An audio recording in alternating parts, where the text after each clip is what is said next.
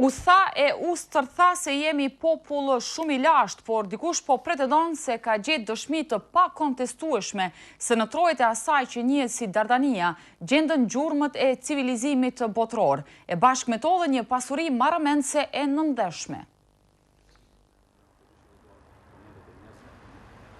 Për 6 vite nuk la kodër pa shkelur.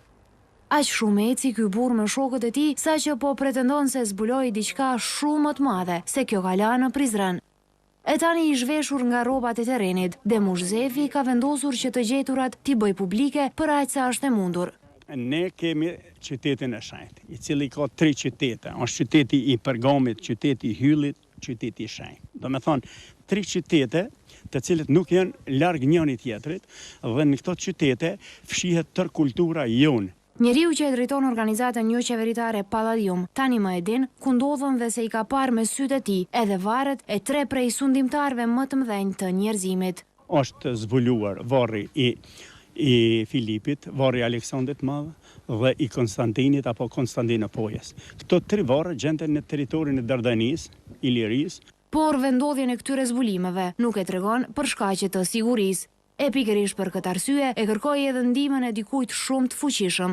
Kemi informuar institucionet e Kosovës, kemi informuar Shtetet e Bashkuara të Amerikës dhe presim përgjigjen e tyre. E gjithë këto ulëmtime janë bazuar në fakte që sipas tij u nxorën nga arkivat botërore. Gjitha dhonat dhe hartat janë marrë prej njerëzve që kanë punuar nëpër arkive, nëpër shtete të ndryshme, ta zon prej Anglisë, Vatikanit. Nga zbulimi i këtij qyteti, ky pretendon se do të përfitoj shumë vende. Pasuria në tokë nga këto zbulime mund të jetë shumë e madhe. Një shumë që njerëzit ndoshta nuk mundin me paramendu.